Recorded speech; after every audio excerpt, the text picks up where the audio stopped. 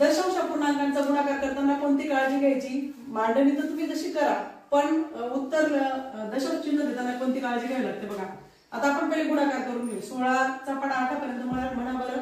16 8 28,600. 16 8 28,600. 8 चला काय रे?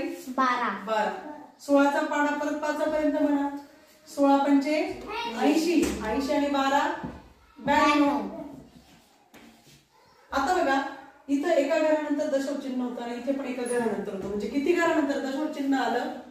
2. मग इथे इकडून दशांश चिन्ह 2 घरानंतर द्यायचं.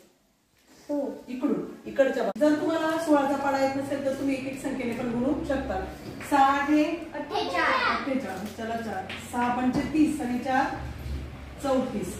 आता एकाने गुणूया. इथे आपण खुली किंवा शून्य काही पण घेऊ शकतो आपण. 1 8 1 5 यांची बेरीज करा. 88 8 8 4 12 2 ह्याच्याला 1 5 आणि 3 8 आणि 9. आता दशांश चिन्ह बघा उजवीकडून बघायचं. एकाच घरानंतर इथे पण एका घरामध्ये एकूण किती घरानंतर दशांश चिन्ह द्यायचे आपल्याला? 2 घरानंतर. 1 आणि 2 इथे आपण दशांश चिन्ह देऊ. आलं तर आपलं तेच समजलं. मी आता तुम्हाला एक गणित देते ते करून दाखवा.